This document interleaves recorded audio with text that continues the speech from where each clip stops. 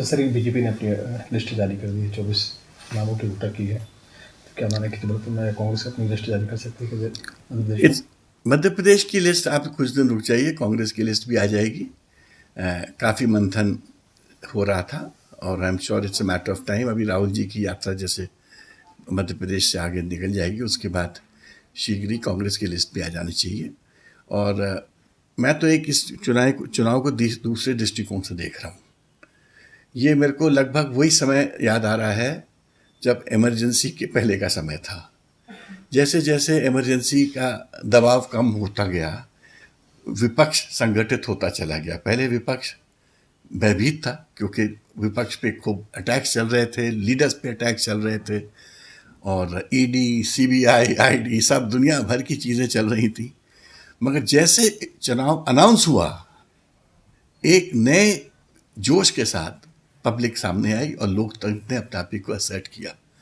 ये जो इलेक्शन होगा, ये एक वॉर मशीन है जिसको मैं बीजेपी कहता हूँ, जिसने अपने आप को एक वॉर मशीन बना दिया। वो अब कोई भी वॉर मशीन प्रजातांत्रिक नहीं हो सकती। एक वॉर मशीन वर्सेस लोकतंत्र की शक्तियों का चुनाव होगा। और आप देखना, जैसे इमरजेंसी के बाद लोकतंत्र की शक्ति एक बड़ी पार्टी के ऊपर प्रिवेल करी, वैसे ही रिजल्ट अब किया आएगा और इंडिया शाइनिंग की तरह एक नया आपको चेहरा सामने दिखेगा। देख रहे हैं कि सर कुछ दिन से लगातार बहुत सारे बड़े कांग्रेस नेता हैं वो छोड़ के बीजेपी में शामिल हो रहे हैं। इसलिए है कि उनको कुछ ना कुछ ऑफर किया गया, सबको वहाँ पर पोस्ट पोजीशंस मिल गई। तो आदमी, जब आप किसी को ऑफर करते हो, पोस्ट पोजीशन देते हो, जो बहुत सारे लोग ऐसे होते हैं जो थोड़े से या तो वीक होते हैं या परेशान होते हैं या कई कारणों से उनको लगता है कि आज कुछ मिल रहा है ले लो, तो वो चले जाते हैं। कुछ लोग चले गए। सर दोबारा का देखा चेहरा, लेकिन इस बार के माने कि इस बार आज भी कांग्रेस मुझे देखिए, मैं इस पे विश्वास भी नहीं करता हूँ कि अगर आदमी ने 2 दफ़े चुनाव लड़ लिया है, उसको तीसरी बार लड़ने की कोशिश भी करनी चाहिए। इसलिए मेरे लड़ने का तो कोई सवाल नहीं है। मेरी पार्टी की तरफ से भी मेरा कोई कंसिडरेशन नहीं है। और मैं ये सोचता हूँ कि ये युवाओं का टाइम है, नए चेहरों का टाइम है। कांग्रेस को नए चेहरों को प्राथमिकता देनी चाहिए और कांग्रेस देगी, क्योंकि adversity is also the best opportunity. जब खराब समय आता है, वो ही आपका सबसे अच्छा समय में परिवर्तित होता है। तो मुझे लगता है आप देखना, इस चुनाव के बाद एक नई कांग्रेस आपके सामने खड़ी होगी। देखिए 400 पार की बात कर रही है बीजेपी। हाँ, बीजेपी 400 पार की बात भी कर रही है और ये भी कह रही है कि 370 पार हम खुद होंगे।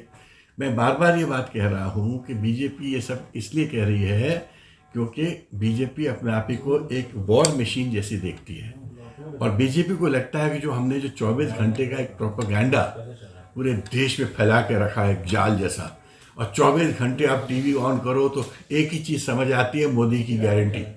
इसके अलावा वहाँ कोई दूसरी आवाज़ नहीं है। तो इस आवाज़ की गूंज से पूरा देश डूब जाएगा। मेरा कहना है, ये देश लोकतंत्र है, प्रजातंत्र है। प्रजातंत्र वॉर मशीन से कभी नहीं घबराता। प्रजातंत्र जब वक्त आता है तो अपने आप ही को असर्ट करता है और जनतंत्र बन के सामने खड़ा हो जाता है। तो हम देखना, ये इलेक्शन जनतंत्र का इलेक्शन होगा।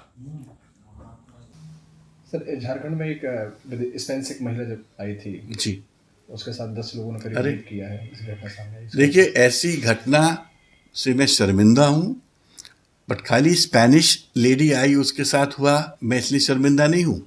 ऐसी घटना कहीं होनी भी नहीं चाहिए, और अगर हो रही है तो हमारे पूरे देश के लिए शर्मिंदा की बात होने की बात है।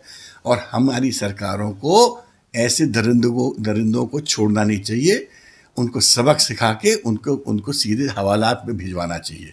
और मैं चाहूँगा झारखंड सरकार और सभी सरकारें जहाँ दरिंदगी ऐसी रोज़ होती है, रोज़ ऐसे लोगों को पकड़ के सबक सिखाएं।